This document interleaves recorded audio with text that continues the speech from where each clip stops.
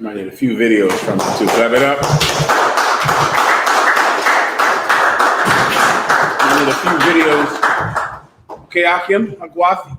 Today we'll go over the history of the Iraq War. As you know, the fabricated state of Afghanistan, which the United States built, fell today in the country of Afghanistan, and the country was taken back over by the Taliban, which were the original people that the Americans went to war with at the beginning of 9/11. I'll try to give brothers and sisters a history of the conflict, the current conflict in Afghanistan, where it all started and how it ended up here. And as usually, it was obvious that it was going to end up here. And this is exactly what the ISUPK has prophesied about Afghanistan and about the war in Iraq, period, since 9/11. I'm fine with it. Okay, all of this was predicted by the Most High God. And this is what the UPK has always been saying, what was going to happen in Afghanistan. And we told brothers who were fool enough, because of their love for their homeland, America, to go over and fight in that war, that they were wasting their blood and their treasure in an attempt that could not succeed. All right. So I'll give you the entire history of that conflict today, from the beginning to the end. One of these lights just went out just now. From the beginning until the end. Also, we'll speak about Haiti today. If anyone is wondering, one tragedy happened this week, and that's the earthquake that happened in Haiti. And that's the only tragedy that has happened on the worldwide scale this week. Does everyone understand? All right. And so, of course, we'll speak about Haiti and our brothers and sisters down there who are suffering like so many of the 12 tribes of Israel are suffering. All right. We'll go over that. Of course, first I'll answer your questions. Whenever you get them, give them to me. All right. Any questions in the room? Let me know now. Let me get the brother in the middle right here, Malak. Kind of question is Deuteronomy 21 and 22. Mm-hmm. I'm just seeing that it was actually speaking about like where was hanging somebody on a tree. Okay. Deuteronomy chapter 21 and verse 22. Also, Akim, let's not put this scotch in the refrigerator anymore, right? I appreciate it. Go ahead. Deuteronomy chapter 21, verse 22. And if a man hath committed a sin worthy of death, and he be put to death, and thou hanging on a tree, his body shall not remain all night upon the tree, but thou shalt anywise bury him that day. For he that is hanged is the curse of God, that the land be not defiled. He that is hanged what? Read the last part. He is hanged what? For that he is hanged. For he that is hanged is the curse of God. Keep going. That thy land be not defiled, which the Lord thy God giveth thee for an inheritance. And what's your question? It was speaking about everything being like hanging on the tree after God. Okay, it's speaking about exactly what happened to Christ, right? Which is being hanged on a tree just by a different by a different tool, right? You can hang a man from a tree by a rope, or you can hang a man from a tree by a nail. It can be a tree that's rooted in the ground, or it can be a tree that you stick in the ground from being cut from another tree. Christ pulled this precept when he spoke about himself. Give me that. And I believe it's in the New Testament. He that is hanged from a tree is cursed. It's in the New Testament.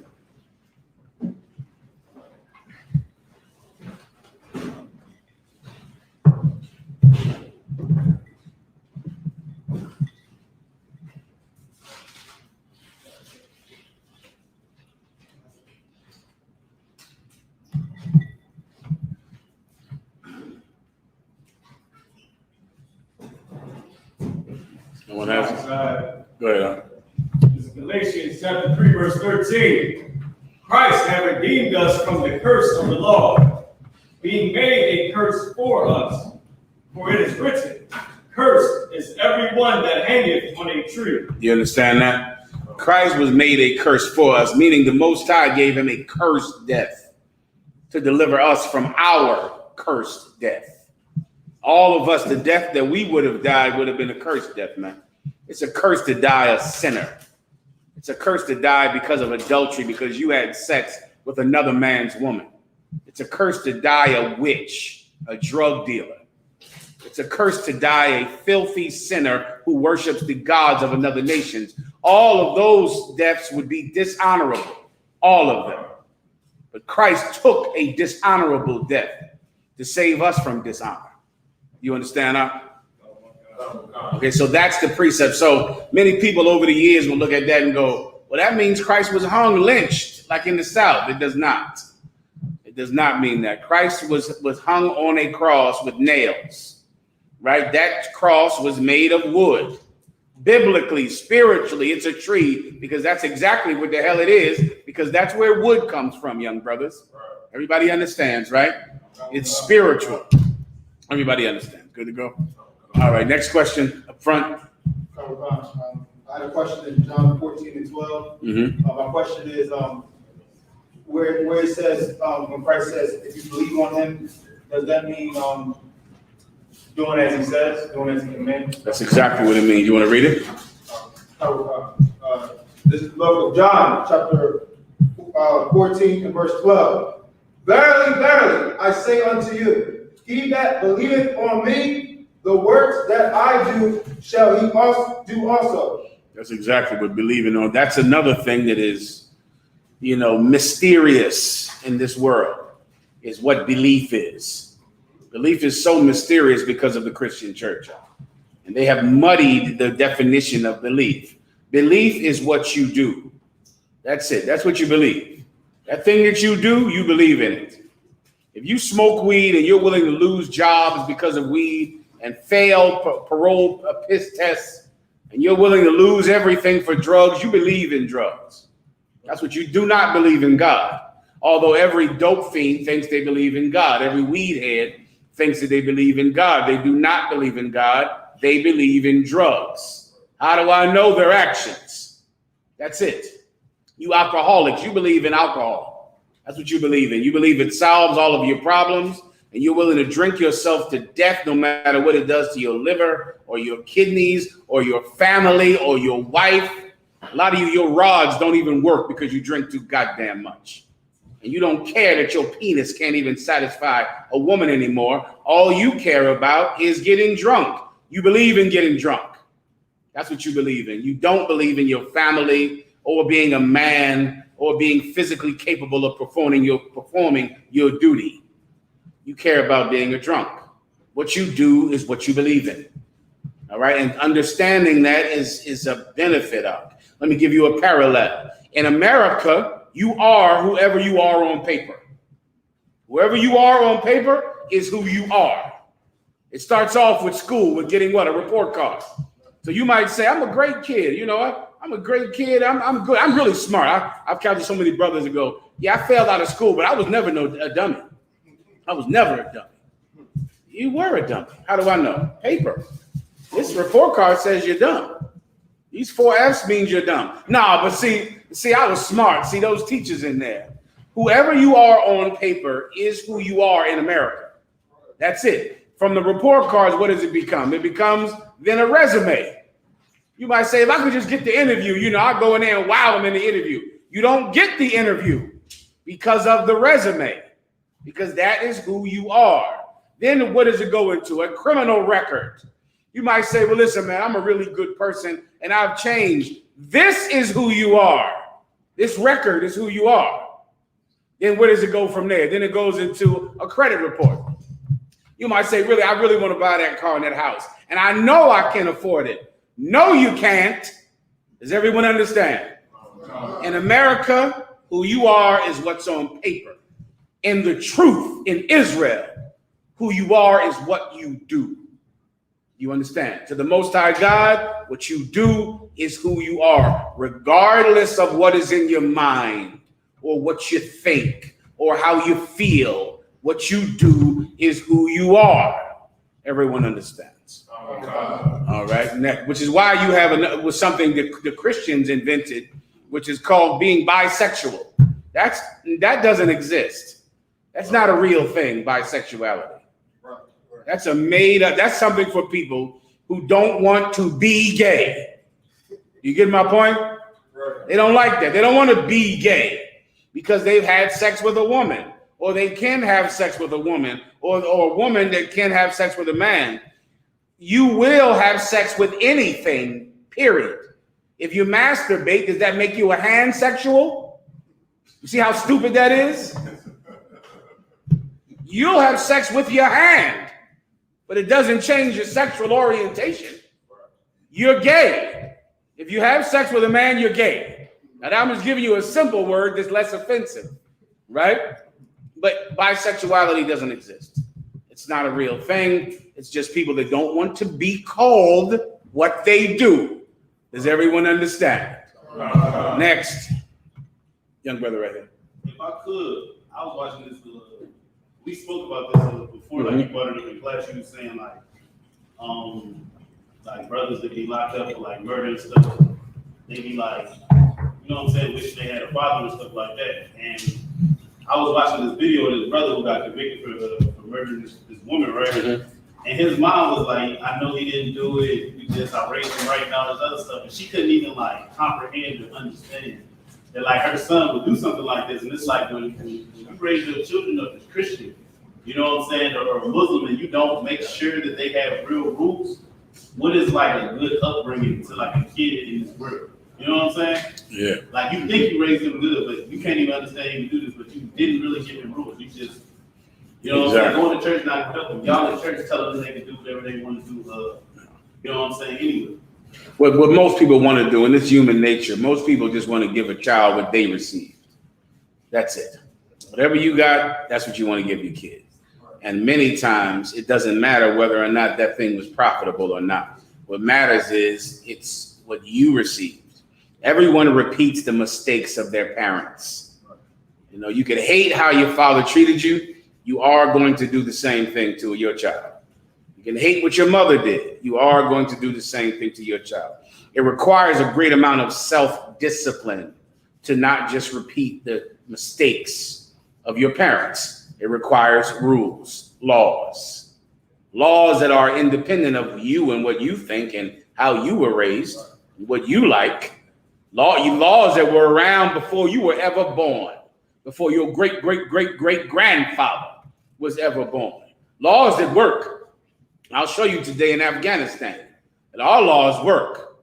And if you follow our laws, you won't be caught unaware the way they were caught unaware in Afghanistan today. That's the great lesson to learn about Afghanistan today. The same thing is going to happen to you. The same thing. All right. Well, I'll go over that in a minute. Come on now. If I could, kind of my point, like they're related. You know what I'm saying? Philly just went up to be like having the highest murder rates. You know what I'm saying? And it's all, I know it's a bunch of mothers and parents that, you know what I'm saying, wish their children would do better, and like they don't have that structure. Like you're talking about these rules and this real structure that actually help the child be a good child. Like he's gonna do whatever he sees, or she's gonna do whatever she sees or feels like doing, because you're not giving them that correction and that structure. And how can you give it to them if you don't know it? Right. Right, which is the key. That's in the Bible, precept. Go ahead. Train up a child. Train up a child is good, but give me what I just said. How can you give it to them if you don't know it? Go ahead. They ask like, how can I understand this word? So I can be a teacher. Give him a hand. And how can they be taught unless he be sent? You got it up? I think I got one of them. Let me hear it. The book of Hebrews, chapter 5, verse 12. For the time ye ought to be teachers, ye have need that one teach you again. Oh, listen, there's many times that you might have to be a teacher. Of course, the main time is when you become a soldier in the work of the Lord, a soldier for Christ. After the order of Melchizedek, a priest in the ISUPK, it's time for you to teach then. But of course, what are you going to teach if you don't learn? There's another time when men will have to teach. When you have a child, when you become a parent, now it's going to be time for you to teach, like it or not. It's time to teach. Well, what will you teach that child if you do not learn? Keep going. You ought to be teachers. Ye have need that one teach you again. That's what you need to do. If you want to be a parent, you better get taught again. Again, you better not just teach your child what? Young man, trooper. You right on there. You right there, but you better not teach your child what your parents taught you. Right. You have to be taught again. All of us were taught as children. All of us were taught how to talk, what to do, traditions, what to eat, what not to eat, where to go. Your parents taught you. But when you become a parent, it's time to be taught again. You're going to have to learn something new, because if you do not, you will continue the mistakes of your parents, because you're just teaching him something that you knew before. You're teaching him the old man. You must be born again. And if you're going to be a parent, you better get born again so you can teach that child something better than your mother and father taught you. What in the hell good did it do you? Did you absolutely no good at all? Keep going. One teach you again, which be the first principles of the oracles of the Most High. And that's what he has to teach you, the first principles. The first, what's a principle? Who knows? Let's look that word up.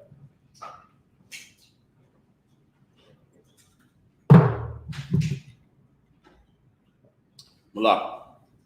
American Webster Dictionary, definition 1, most important, consequential, or influential. Did you say 1? This is the first definition. Okay.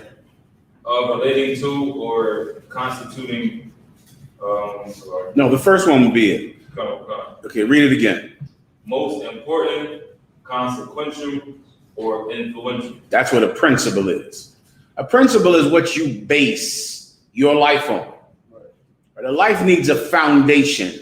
And there are certain foundational concepts that you have to be a member of the ISUPK. And that's what you want to base your life on. Those certain rules and concepts: selflessness, duty, honor, keeping the commandments, the laws, the statutes, honor. Like, those are principles. They're basic things that you learn, and that basic foundation lets you go on in life and then handle problems that are not here right now. Problems that you don't encounter at 5, but you learn these principles at 5.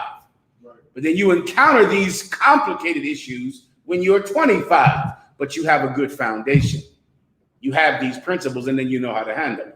Everyone understands, all right? That's what you have to learn when you come into the UPK, and it's time for you to teach someone else. You have to get a foundation of these principles, right? And if you become a father or a mother, you're going to need these principles. Keep going.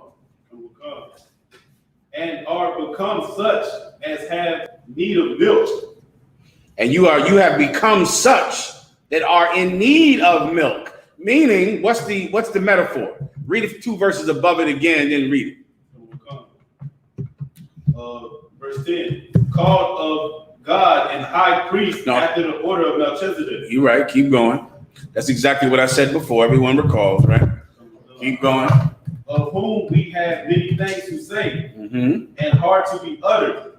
Everybody understands that. We have many things to say of Christ and hard things to utter. What does that mean?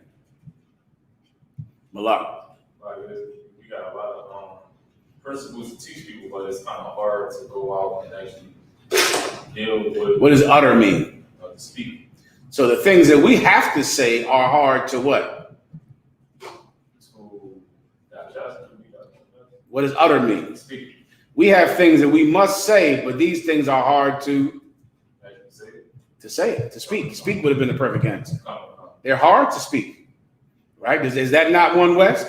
The things that we know is good to know. It's rough to go out there and have to tell somebody. The Bible says this: we want peace, but when we speak, they want war. That's in the Bible.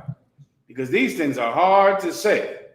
You say them, all of a sudden you're a cult member. All of a sudden you're in a hate group. You reading the Bible every day, like, God damn, when did I become so violent? I'm reading the Bible every day. Right. What is this all about? Now I'm a criminal? How did I become a criminal all of a sudden? From what? Reading the Bible? It confused me, because coming in the truth made me leave a life of crime. But I was treated like a criminal for being in the truth. And I remember it confused my brain. Like, what's the problem here? I stopped. I'm reading the Bible every day with these brothers at these classes. I thought this is what everybody wanted. Right. And it confused me as a trooper. I could not even understand it, on why someone would not want me to make the change I made.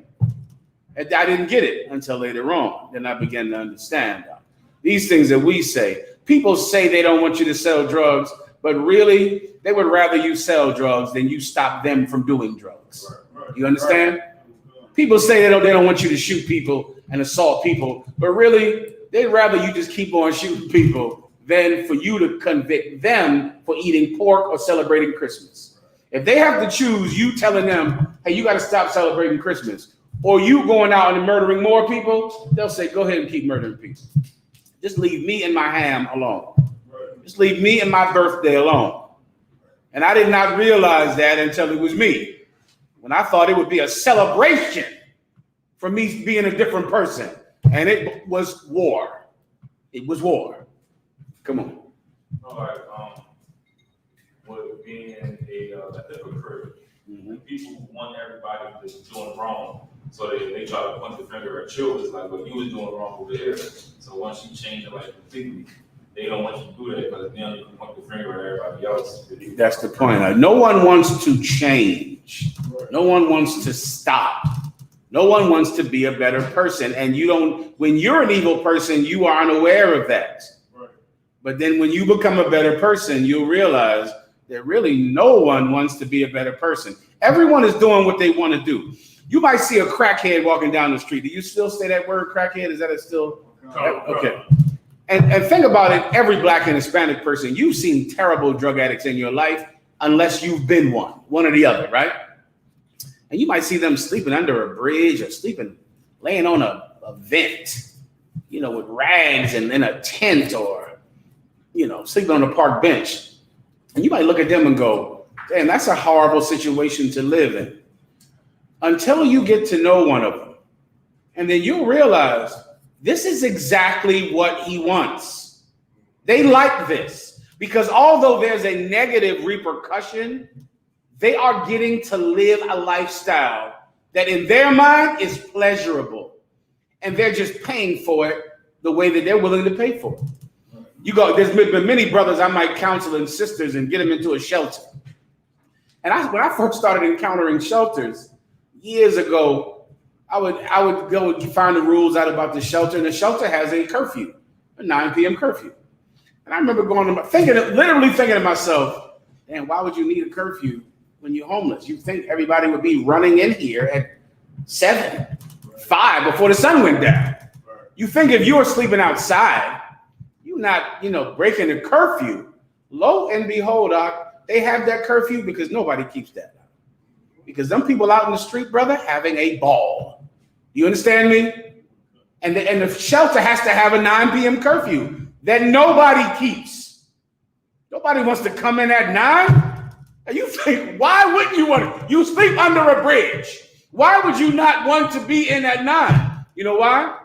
Because who's under that bridge? Tony, Jesse and them, Willie, Sandra with her fat ass. You know, JJ, he be under there. He got the good stuff. They're having, fun in this world of homeless people. And they're getting high and having sex and then it's 8:30. And they're like, man, you know what? I'll just stay out tonight. And they lose their beds because they can't make curfew because they are having a ball. Now, what does that fun mean? That fun means, they lose their teeth.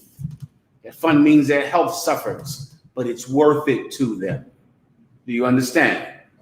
It's worth it to them. They lose their children. It's worth it to them because they are receiving absolute bliss and pleasure getting high. Everyone understands. Keep reading on. Seeing ye are dull of hearing. You get that. Seeing you are dull of hearing. Why is it hard to utter? Because you don't want to listen. Do you understand? Because you don't want to listen. These words are hard to utter because you don't want to listen.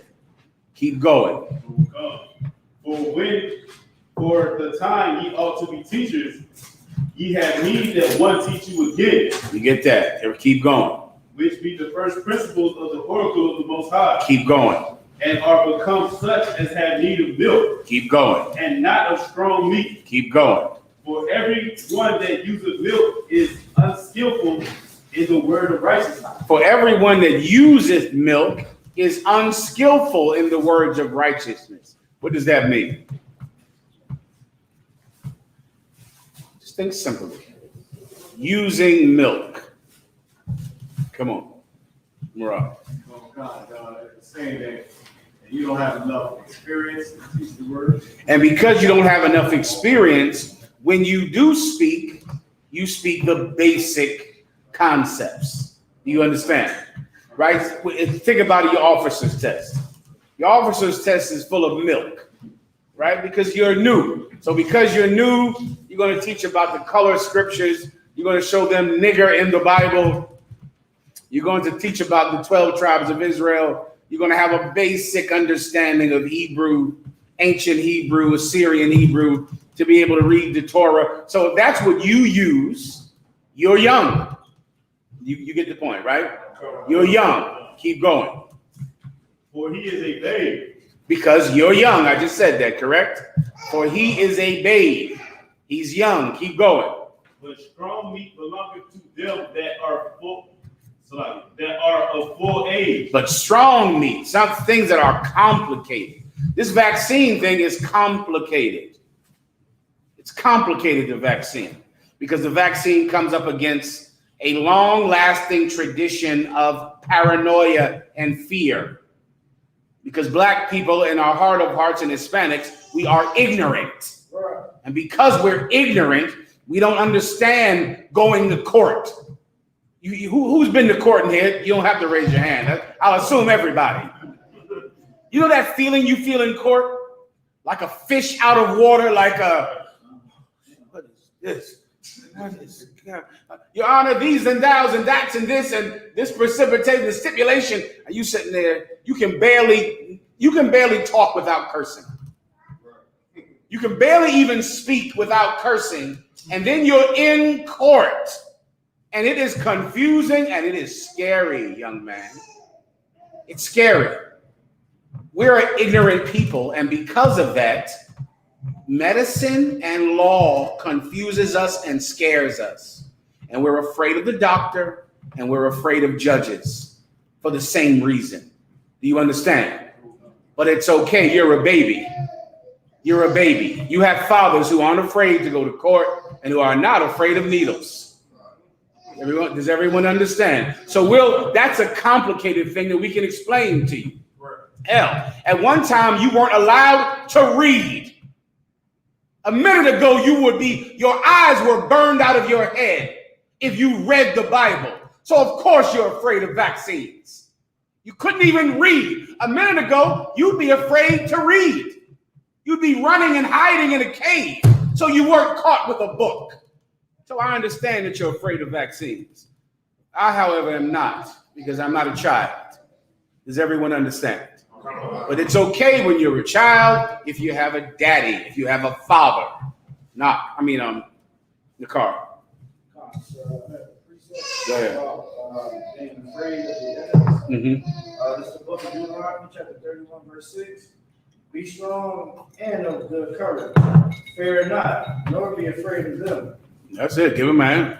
I pray you did that. So once again, there are things that are complicated. When you're young, it's difficult to handle those complicated things. All right, go ahead. Even those who by reason of use have their senses exercised to discern both good and evil. Even, read it one more time. Even those who by read one sentence above it to explain. So like this what you just read just now. Read that again. But strong meat belonging to them that are of full age. Go ahead. Full age, meaning fully grown. Go ahead. Even those who by reason of use have their. Even those who by reason of use. What does that mean? It's just it's the same thing I just said. It's just saying it in a more eloquent way. Even those by reason of use. Go ahead. Like experience. They've by reason of use. They've used these senses. They've been to court 1,000 times. They've talked to 1,000 doctors. They've been on the phone call. Everyone calls them when their doctor tells them something they don't understand. So now you've talked to 1,000 doctors. You've asked 1,000 questions. You've researched things 1,000 times. You know what stipulation means. You know when to object in court. You know when not to object. You know what a good lawyer is and a bad lawyer. And you've been through this 1,000 times. You know why they call it passing the bar. You know things that kids don't know, right? And because of that, why do you know? From just experience, from just doing it. It's not a greater level of intelligence. It's just from doing it so many times, right? If you do something 1,000 times, before you know it, with the Lord's blessing, you can become an expert at it. Everyone understands. Keep going. Who by reason of youth have their senses exercised to discern both good and evil. Because they're fully grown, they have a lot of experience, and their senses have been exercised. Everything in your brain that tells you what something is and how to explore something, and signs and hints and keys you can get to know what is right and what is wrong, what is good and what is evil. That person has experience in those principles. He knows better than you. Come on. So if I could, like what I was saying earlier about the sister who like couldn't even understand that her son, you know what I'm saying, murdered this person. It's like, you know what I'm saying, being in the world or being a Christian, you think you're doing everything right, but really you haven't even. Her senses are not exercised. She doesn't know her son. Right. And so many parents are, you don't know who in the hell your kid is. It's like laughable to me. I think to myself, my mother did not know who in the hell I was. She didn't know me. I'm lying around her. I'm lying. Does everybody understand that, right? You tell your mother lies, and then you grow up and you tell your wife lies. Because that's your new mommy. And so she doesn't know you either. Do you get my point? Her senses are not sharpened through experience. But that's why you have men in your life who have had experience, and they, Lord allow, if you have them, they can help you. All right. Keep going. Let me know if there's anything else here. If I could, that would be Solid. You get the point, right? If you're a new parent, you got to learn all over again. You got to come into the truth. Learn all over again. Teach that child something better than you learned. All right. Questions online? I'll get you in 1 second. Go ahead. Brother wanted to break down the Psalms 15:4. It says where it says, "And those like in whose eyes a vile person is contemned." He said, "Can I have an example of how someone, it's like how to do that, or something you do mentally?" You got to explain more. I don't understand. Book of Psalms, chapter 15, verse 4. "In whose eyes a vile person is contemned, but he honoreth them that fear the Lord." Let it read above it, it tastes, all right. It's the book of Psalms, chapter 15, and verse 1. Mm-hmm. "Lord, who shall abide in thy tabernacle? Who shall dwell in thy holy hill?" You get that, right? Everyone understands that? All All right. Who shall tabernacle or thy tent or your house? Who will live in your house? Keep going. Verse 2. "He that walketh uprightly and worketh righteousness." That's who will live in your house. He that walketh uprightly. What does it mean to walk uprightly? To live uprightly, to perform upright acts, to do the right thing. That's what walking uprightly is. Keep going. "And speaketh the truth in his heart." And speaks the truth in his heart. What does it mean to speak the truth in your heart? You know what speaking the truth is, right? What does it mean to speak the truth in your heart? Malak. To do what you're saying, what you believe. Do the thing that you believe. I need a little more. Young brother right here. Keep the law is right there. That's always a good answer. Give him a hand. But what this is just speaking about, let me give you the context. To speak the truth in your heart means that you tell yourself the truth. And telling yourself the truth is key to doing the right thing.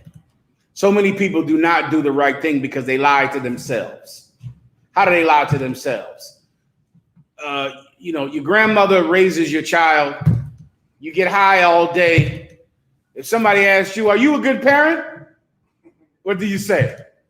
Hell yeah, I take care of my kids. Have you ever even heard somebody say they're a bad parent? Work your brain out on that one. Because I try to rack my brain and go, and I've talked to some scallywags, some goddamn pieces of garbage. And I don't think I've ever heard, I'm a terrible parent. I'm a horrible mother. Boy, I'm a terrible father, man. I don't think I've ever heard that in my life. I've been around a while, so I have to think about it, but I'm trying to think of, I've talked to straight up dope fiends that I don't think they ever say they're a bad parent. I think they say, my kids is taken care of. My kids are all right. I don't involve them in this. I've talked to prostitutes that say this. I don't involve my kids in that. My kids don't be around none of that. And that's their way of saying, I'm a good parent. Like, even though I'm a prostitute, that don't affect my children. They don't be a part of that. I don't never have them around any of that. They don't know none of them men. I don't even let them meet them. Some whores will say this. They'll say, I don't even introduce none of those men to my kids. I'll never have none of those men around my kids. Okay, no sweat. So then it's fine. So then keep being a prostitute. Because surely it's not affecting your children in any way that his mother is a whore. Everything is fine. They don't meet any of those men. And here's the saddest thing about that. She's lying. The men are around the children and they're molesting the kids. Like, what's the worst thing is when they lie to themselves, it's not even true. The men do come around the kids. Like, the men are around the kids and the men molest the children. Everyone lies to themselves so that no one has to feel bad. And that's the key to drug addiction, cigarette addiction, pleasure addiction. No one wants to feel bad. And because people don't want to feel bad, they lie to themselves. So everyone is a good dad. Everyone. Nobody's a bad father. It's always somebody else's fault. It's always this, is always that. It's never you. No one is a bad mother. Forget about that. That has never existed. A bad mother has never been born in this earth. Never. Not once. No one is a bad mother. You will never meet one, ever. A bad mother.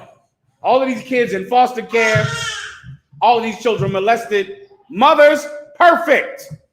Every last one of them. And because of that, this world can continue to be full of evil people who think they're good people. But to live in the tabernacle of the Most High, you must examine yourself and tell yourself the truth about you. That's where it starts. You have to say, I am a murderer. I am a thief. I'm a liar. I'm beneath contempt. Now you start there, brother. We can begin. Then we can begin. I pray you understand that. If not, you will. Come on. If I could, sir, that's like the beginning of your journey of becoming perfect. You had to be real with yourself. I remember an old friend of mine. See me one more time, Danielle. I was real young, just got out of high school. We just had a long conversation. He was just like, yo, just be real with yourself. And that took me a long way, being able to stumble into the truth. And, hear the Lord retell me this again. Give him a hand. That's a fact, though. And that's why drugs are so important to keep a people in slavery, because drugs help you never accept reality, never have to face it. You're always a good person. You're always one step from changing. You're always about to stop, aren't you? You're about to stop. I'm gonna stop this one day. I'm about to stop. Soon, I'm gonna stop all of this. I hear you. I hear you. Up front. If I could, so my sister tell me every day I can stop tomorrow. That's a famous phrase. I can stop this any day. You could? All right, do it now. I don't want to now, but I could.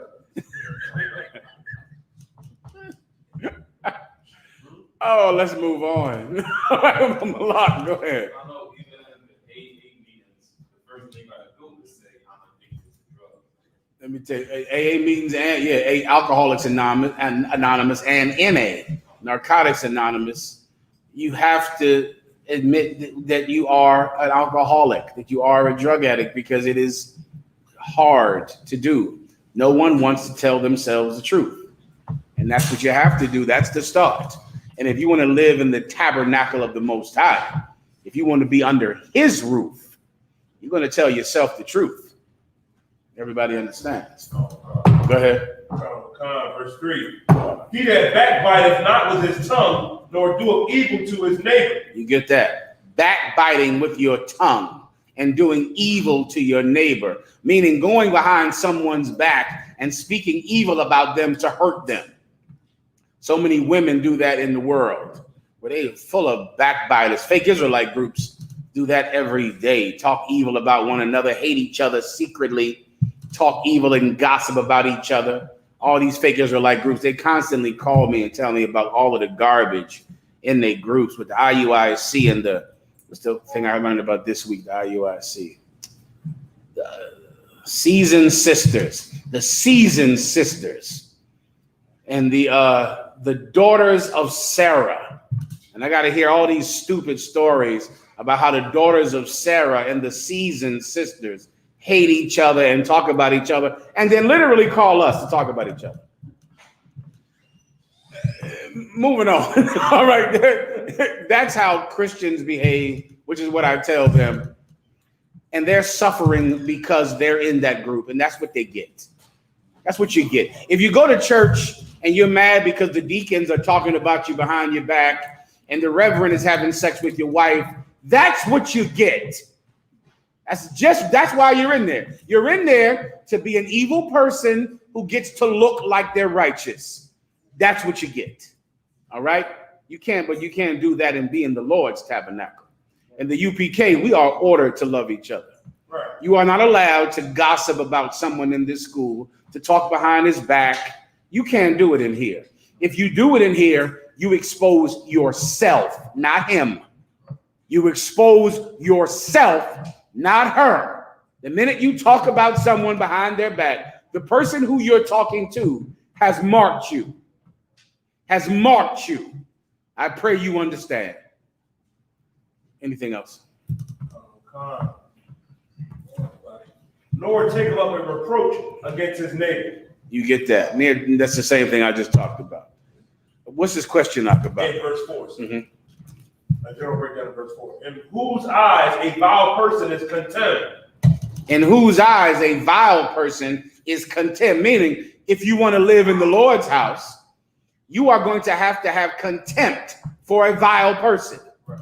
That's if you want to live in the Most High's house. Remember, when Christ came on the scene, unlike in the Old Testament, he gave the clearest understanding of the Father.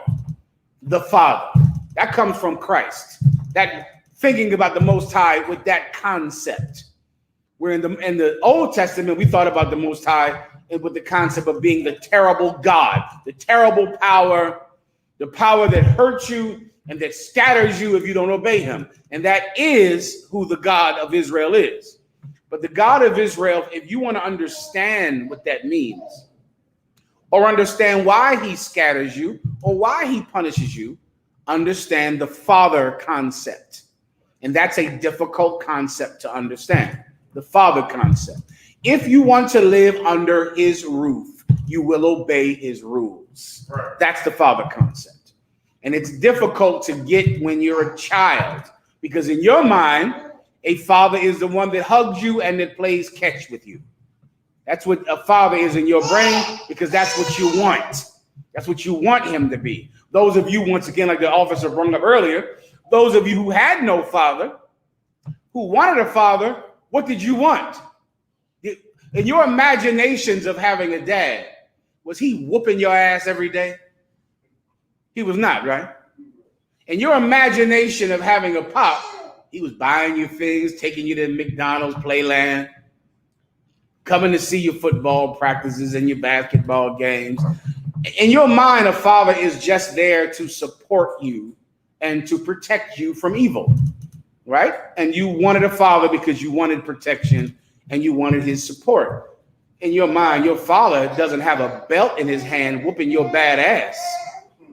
That ain't, nobody imagined that. Ain't no fantasies about that. Ain't nobody ever said, well, I wish I had a dad to really, really whoop my ass. I mean, give me a stern one. I'm talking about the black and blue extension cord. And nobody imagines that. Guess what? That's part of having a daddy, baby girl. That's part of it. Right? It ain't all just taking you to McDonald's and buying you shoes and school supplies. That's one side of it. But then there's that other side, ooh-wee. And you get both when you get a daddy. You get both sides. And you don't live in God's house and be the type of person that he does not approve of. That you can't do. Then you have to get out of his house. Everyone knows what that means, right? I pray so. Keep going. But he honored them that fear the Lord. That's what he does. He honors them that fear the Lord. Then you can stay. Now you can stay. Now you can live here as long as you want. No problem. No big deal. Nah, but then there's certain things that's going to require you to get the hell out. I pray that. I pray you understand that. Anything else? A little bit more. Go ahead. He that sweareth to his own hurt and changeth not. He that sweareth to his own hurt and changeth not. I think I just broke that down. Let's see if anyone even recalls. What does it mean to swear to your own hurt? If you can give me the right answer, I will be impressed. Malak. Speaking about telling yourself the truth. Now you're right there. You're right there, but bring me home to the swear part.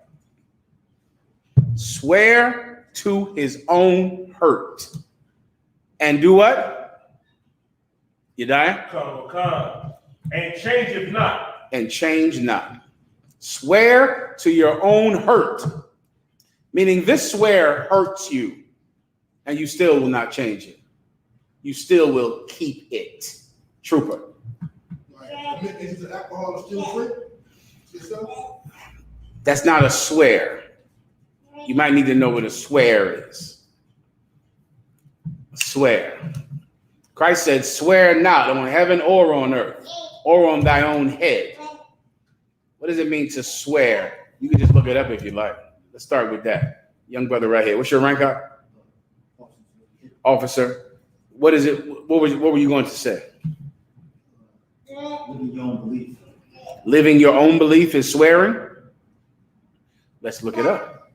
Wait, let's look it up now, Malak. You have it? Go ahead. Swear to utter or to take solemnly an oath. What is a swear? An oath. What is a swear? An oath. That's what a swear is. Christ said, don't do that. Because if you do that, you better keep it. Every brother and sister in the UPK has taken an oath. And so many times it bothers me. Late at night, I'm bothered because I think to myself, I don't know if the camp leaders around the world are making sure that everyone knows that when you get your Hebrew name, when you get your rank, each time you get a rank raise, each time your head is anointed with oil and you come before this altar and you're prayed for, it is an oath. You're taking an oath to fulfill the duties of a member of the ISUPK, to fulfill the duties of an officer, to fulfill the duties of an officer of 1,000, an officer of 5,000, a captain, a general. It's an oath. A sister takes an oath. She takes an oath to serve that army, to be a help to them like unto themselves. Every woman takes an oath. Every last one of us do it. And when you're a baby and you're circumcised, that baby has now taken an oath. His parents have taken it for him. And they've dedicated that child to the law of the Most High God. It happens at 8 days old in ancient Israel. 8 days old. It's an oath. It's an oath. And that oath is against you. Do you understand? That oath is not for you. It's against you. And a man who wants to live in God's house will take it and never turn back. That oath means I don't get to have sex with who I want to have sex with. Why? Because I took an oath. So it will hurt me because I will want to have sex with some woman, but I can't do it because she has a man, because she's of another nation. I can't do that. It will hurt me. I can't eat what I want. I can't eat the foods that I grew up eating. Shrimp, crab, and lobster, and pork. It will hurt me to give up those things. I can't celebrate the days that I have the most memorable good feelings about, nostalgic feelings about Christmas. Most slaves, like, the only good times you ever have is Christmas. When was your family not arguing? When was there any peace around your house? Christmas morning, right? Maybe a Thanksgiving, maybe a 4th of July when you got to see the fireworks, right? All of your nostalgic memories are wrapped around holidays, right? Even back in the time of slavery, that was the only time that a slave would get a day off and would get to drink a jug of wine and laugh and talk. Sunday is the day when everybody is used to coming together with their families and loving each other. Finally, at least one day. You take that oath, you forego that day. And you forego nostalgia and sentimentality. You forego it. You give it up. It's an oath that hurts you. And I will not turn back. I pray you understand. Okay. Next question.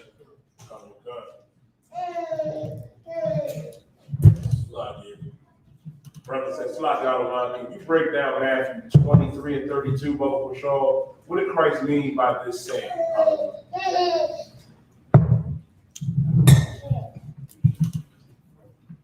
Look at Matthew chapter 23, verse 32. Fill ye up then the measure of your fathers. Read above it one verse. Verse 31. Wherefore ye be witnesses unto yourselves. Give me the context. Who is he speaking to? Why is he speaking to them? Let me get to Afghanistan. I guess I should do it when? Like in 10 minutes a day? Go ahead. Verse 27. Woe unto you, scribes and Pharisees, hypocrites! Right. For ye are like whited sepulchres, which indeed appear beautiful outward. Who knows what a sepulcher is? Who knows? Malak. It's like, I forget the name, but it's a thing you put the dead bodies on, a casket. Let's call it a gravestone. That's a sepulcher. A sepulcher is like a little small cave, a tomb you would put a body in, but on the outside of the tomb, you'd see a big stone wall, right? That's a sepulcher, right? A whited sepulcher is a beautiful stone wall. So imagine the best way for you to understand today is to understand a gravestone, because a gravestone can be beautiful. It's beautiful, it's shiny, and it's marble and lovely. And it's where a dead person is, a corpse is. Well, the Sadducee and Pharisee, you are like a beautiful gravestone, right? You look wonderful. They got the ones now, brother, with the praying hands on it. And black marble stone, you can get your grandmama's picture put right on the thing. And it's still somewhere a dead body lays. That's your preacher. He's full of bones and corpses, but he looks nice on the outside. That's your fake Israelite groups.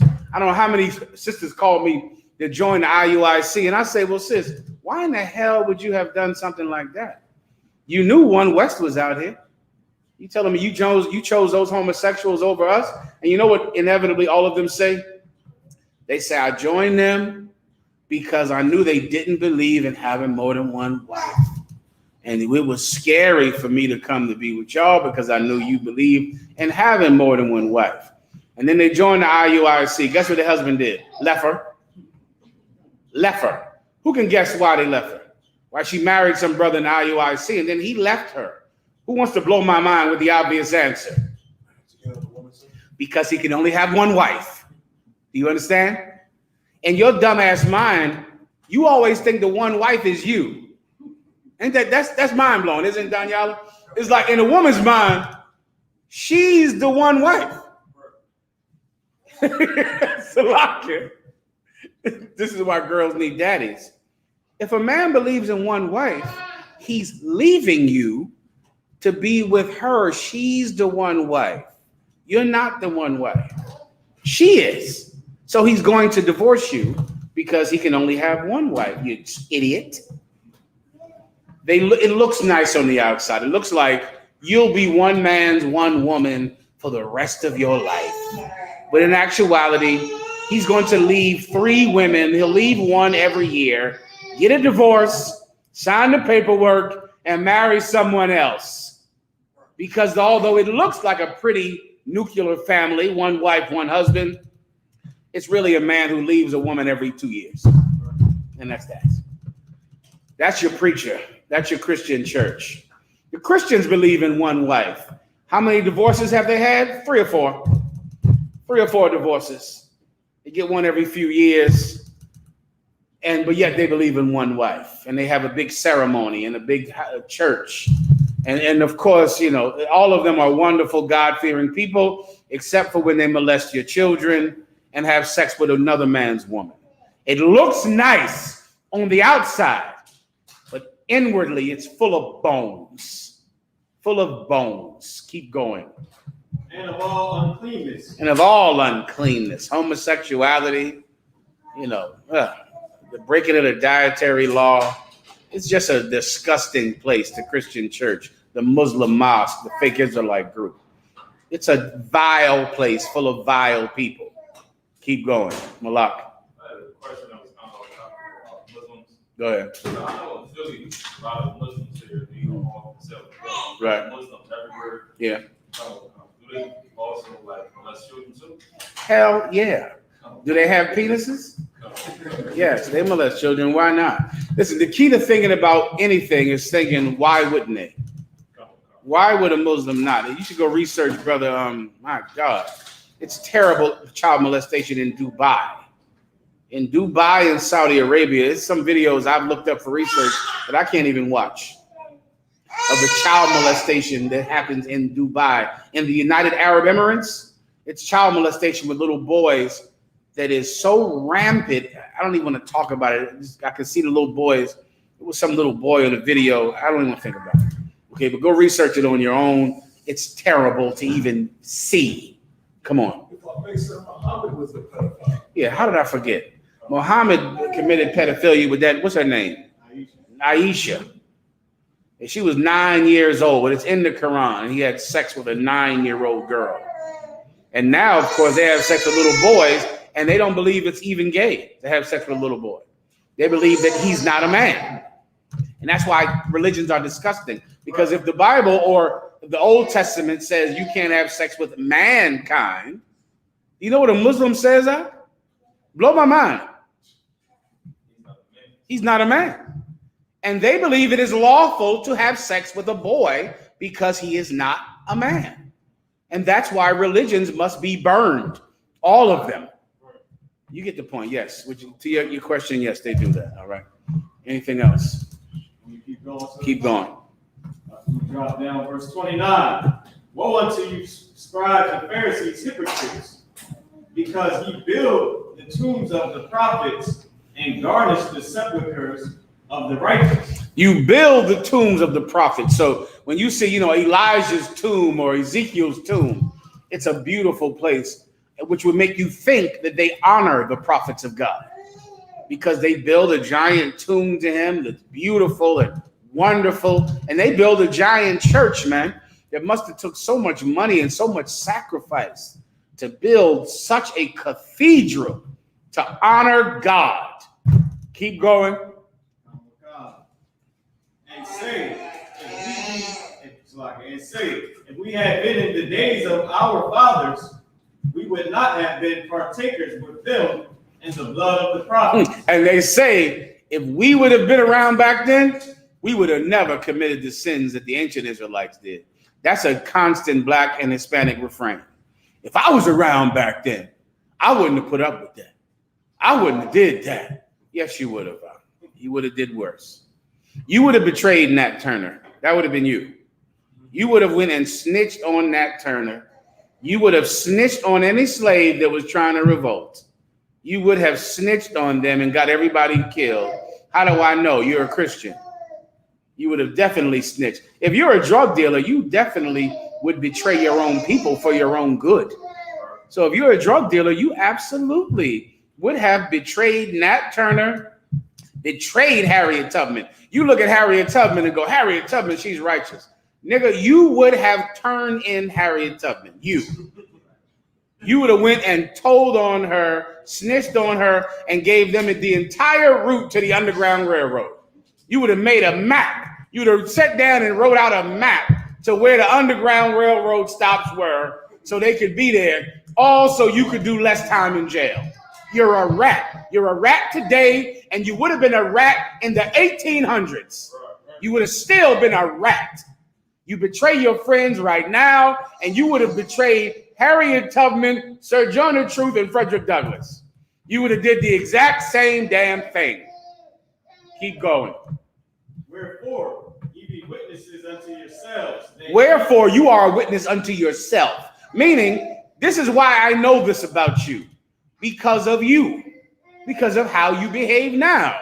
That's how I know you would have betrayed the Underground Railroad. You would have been Judas in the 12 disciples. I know that because of what you are today. Because today, you don't care who you hurt as long as it benefits you. As long as you make more money, you don't give a damn about anyone else. As long as you do less time in jail, you don't care about anyone else. So I know exactly what you would have done to Harriet Tubman, or to Christ, or to Elisha, Elijah, and Moses. Keep going. That ye are the children of them which killed the prophet. That's who you are. That's who you are. You think that you're, in some relation to Moses. You're in a relation to the people that wanted to kill Moses. That's who you are. You're not Nat Turner. You're the people who turned him in, who snitched on him. That's who you are. How do I know? You calling the cops on us every goddamn week. Constantly. I know you would have called the cops on Nat Turner or Harriet Tubman. Look at you today. And a ton of you Black and Hispanic women, you're just like white women in that all you do is call the goddamn cops for problems that are not worthy of calling the cops. Well, what would you have done in the 1800s? Nigga woman, you would have turned in Nat Turner if he was cheating on you. If Nat Turner was cheating on you, you would have called the cops on him. If Frederick Douglass had another wife, you would have turned in Frederick Douglass. You would have turned in everybody. You would have snitched on Malcolm X and Moses. You would have snitched on anybody if your husband came home late. If you found a number in his phone, or back then, if you found a little scroll written by another woman, if you found a scroll with a feather pen, a feather pen, talking to Taisha, you would have called the authorities on your man. How do I know? You call the authorities on him now for things that you don't have to call on because there's no reason to call because all he did was have another woman. You're a snitch. Most of you Black and Hispanic women in the church, you're snitches. You're a bunch of goddamn snitches and rats. You call the police on your husband because he argued with you and has another woman, knowing that the police will come and kill him. After Eric Gardner, and what's the brother they put the knee on the neck? After George Floyd, I just knew that no Black woman was going to call the cops on her man unwarranted. That's what I thought in my naivete. I thought that everyone would stop doing that. Lo and behold, the police, the number is still ringing. Anytime a woman gets in an argument with her husband, she calls the cops with the George Floyd situation. You're a rat. A lot of you bitches in the world, you are a stinking rat, and you're trying to get your husband killed. You testify against yourself. I know just who you are. I know who you would have been in the past. I know just who you would have been 2,000 years ago. 1 second, keep going. This is this question right here. Fill ye up then the measure of your fathers. So you know what? Go ahead and do it. Fill you up the measure of your fathers. Do to me just what your fathers did to the disciples and the prophets in the past. Go ahead, call the cops on me. Kill me the way you wanted to kill Elijah. Do to me. Go ahead and do it. And so many women in the world, this is what else they do. When they call the cops, they say, yeah, can you come over here? And he got guns in here too. He got guns. He got guns all up in the bag. I can show you where they at. You're a rat, bitch. You're a rat. He got guns in here. Can I move on? Let's move on. Y'all don't want to. Okay, let's stay here then. Please, officer right here. Real quick, it's heavy bringing out because, you know what I'm saying, when we be going back and forth to camp, I'm like, yo, we scared of people that's supposed to be the revolutionaries in the place because they don't understand how deep into it you gotta get. Like, even when we be going to these stop the violence meetings, we have to like tell them in there, like, yo, this is not no compromising situation. We're gonna be able to get out of this. We got to dig deep and really handle it. Like, y'all not really right. You still want to celebrate Christmas and be all up Esau behind and do everything else behind the other nations. We saying, like, we need to be in charge of us and we need to handle what we got. They can't even, they don't even understand. They can't even deal with it. But they love Malcolm X. Right. They love Malcolm X. And they love the Freedom Riders and the people that march over the bridge. They love talking about revolutionaries. But when encountering one, they're going to call the cops. Right. Go ahead, hand up. Go ahead. So like, sir, as we read in this part, I want to know, is Christ like cursing them out? Because I'm saying quotation marks. Yeah. And I know the spirit, you know, that. This is a checking, young warrior. That's what this is. This is Christ saying, you are full of bones. Come, kill me. Fulfill the measure of your fathers. He knows that they're standing there wanting to kill him. Come do it. Come and do it. I know what you want to do. You want to kill me because your grandfather was a rat snitch who betrayed Elijah, who betrayed Elisha. Then come do to me what your father did to Elijah. Come do it. Come do it now. He is absolutely checking them, to use the UPK phrase. Correct. I got to move on. Who's next? Let me get up. Let me get online, please. All right. Go ahead. Brother had a question. Brother wanted to know, was Satan the angel of music? Satan, the angel of music? Is he referring to a precept? If he is, tell me. Come on. I think it might when they say he's the prince of the air. Let's see if that's what he means. I'm not sure. All right. That phrase, I can't recall. Maybe it's in there, but I can't recall the angel of music. All right. Go ahead up front. I know Christians use that a whole lot. Satan played some little instrument. It was in that the gay guy video. Little Nas X. Yeah, Little Nas X. He did the same. Okay, I don't know what they're talking about with that. And there's a Greek god of music and wine and things like that. But just remind me, maybe he's referring to something I can't recall. Go ahead.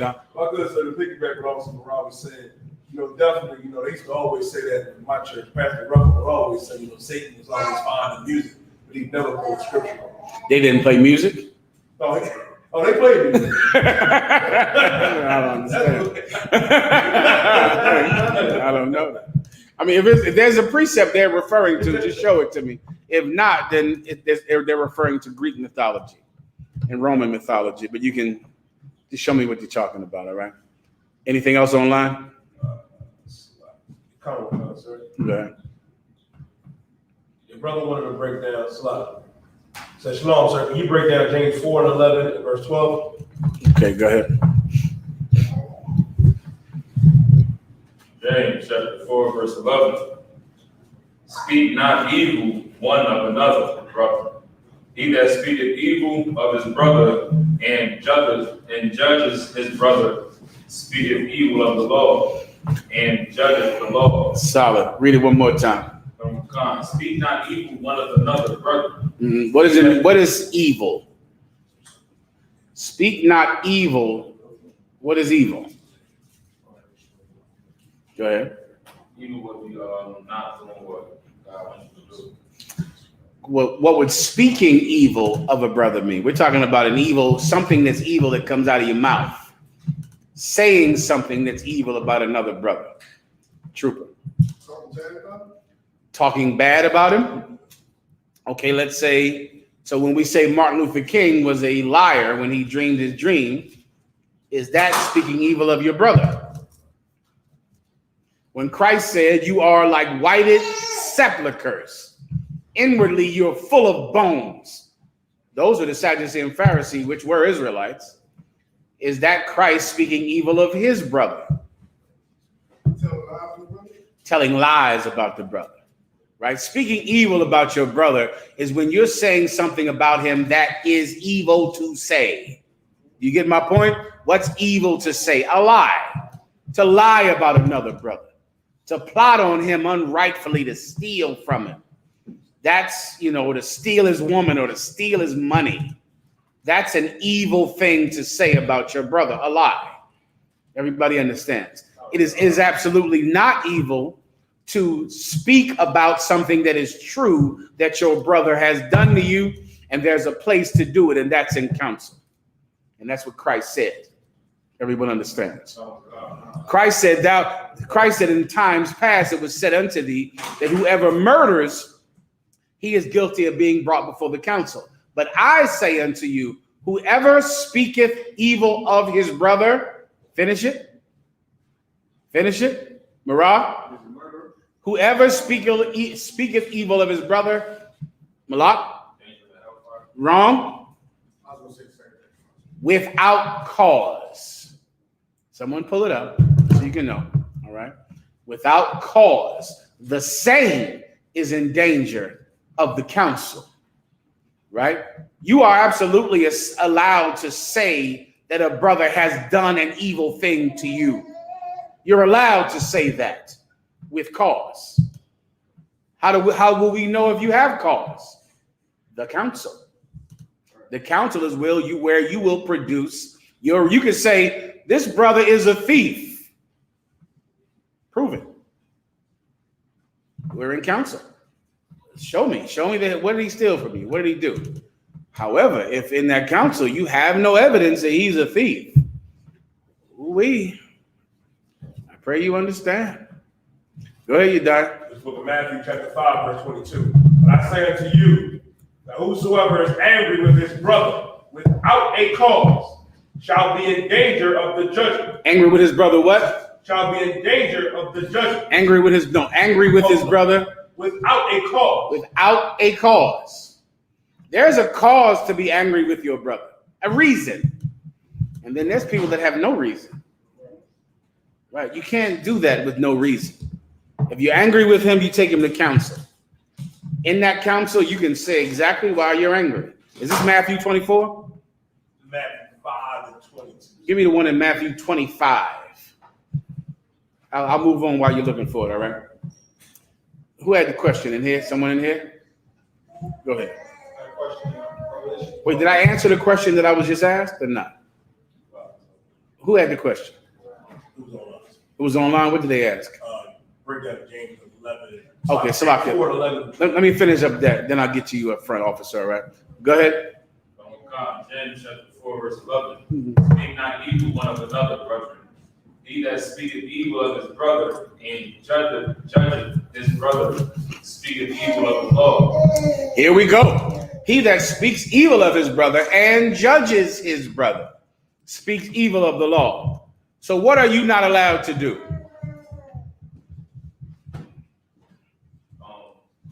Speak evil of your brother without cause. Okay, I'm going to sum it up for time's sake. I really just broke it down just now. I just said it just now. Okay, you think this brother is a thief. You think he stole money from you because he owes you rent. You and this brother decided to rent a place together. He stopped paying his rent. You paid his rent. He never paid you. He is a thief. You go around and you tell Nakar he's a thief. You tell the sisters he's a thief.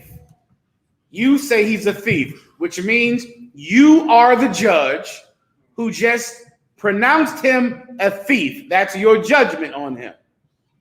You are wrong. Read the scripture one more time. Oh God, speak not evil one of another, brother. He that speaketh evil of his brother and judgeth his brother speaketh evil of the law. You are speaking evil of the law when you do something like that. Because what does the law say to do? Take him to counsel. You can't be the judge in your matter. You understand? You can't say, well, he's a thief. So because he's a thief, my judgment is I should take his video game, tell everybody that he's a thief, take this from him and do this to him. Oh, that's your judgment. Well, you're not his judge, though. So you just pronounced a judgment on a man who you are not a judge of. Do you understand? And by making yourself a judge of him, you are saying the law is wrong when the law says to take him before the elders, and Christ said, take 2 or 3 to be their judge. Don't judge your own matter. You might believe he's a criminal, but you don't get to decide. What am I talking about? This is where the court system comes from in America. In America, you have a plaintiff who is saying he's a thief, he's a murderer, he's a liar. You have a defendant who's saying I'm not. And then you have a judge who is independent from the situation who will decide whether or not he's a murderer or a thief or a liar. But the plaintiff doesn't decide. In America, the district attorney does not decide who is guilty, but in your personal life, you decide who is guilty. And that's why your personal life is garbage, because you are just sitting and arbitrarily deciding who's evil. Well, this brother, he's not a good brother because he did this to me and he did that, so now he's an evil brother. This sister is an evil sister because she did this and she did that. Who in the F are you to decide who's evil? Who made you a judge? The law has given us a process for deciding who is evil. And it is not whoever you think is evil. You getting the point now, right? If someone wrongs you, you're not the judge of whether or not they're the thing that you think they are. You can give evidence to that judge. You can produce evidence. You can, but you don't decide. Everyone understands. That's the point, all right? Anything else? Go ahead. I got to do the Afghanistan in a second. Am I too late? Hey, we'll go over it upstairs, all right? The whole Afghanistan thing. What time do we end the class down here, Maya? What time do we end? Okay. Tuesday, 8:30. Okay. Anything else? Quickly? Go ahead. Exodus 22 and 19, Mhm. 18 and 19. Mm-hmm. Exodus chapter 22, verse 18. Mm-hmm. Thou shalt not suffer a wish to live. Verse 19. Whosoever lieth with the beast shall surely be put to death. Uh-huh. Is these two things connected, or is the beast something different? It's something different. It's just a list of a lineage, a list of things that you can't do. All right. The beast is An animal, kind of, a dog, a cat, a moose, a rat. You know, gerbils doing terrible things. Those brothers in the 80s doing terrible things with a gerbil. Edomites, doing horrible things with a gerbil. That's bestiality. Having sex with an animal. Some brothers out there on them farms, they take a chicken and put a chicken in absolute hell. All right? That's wrong. A sheep have one tear falling down her face. One tear dropped to the ground in sadness and agony. That's a terrible thing. All right? That's wrong as well as what you said before. All right? Good to go with that. Class over. The police officer done, y'all.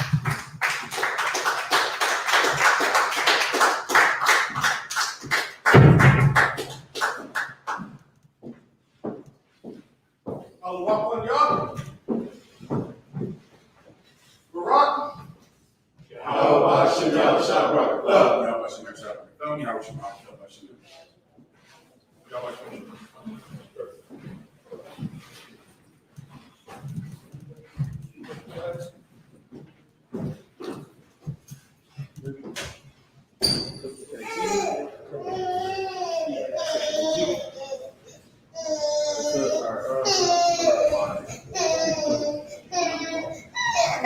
This is where we're going to do a courtesy salute. I imagine.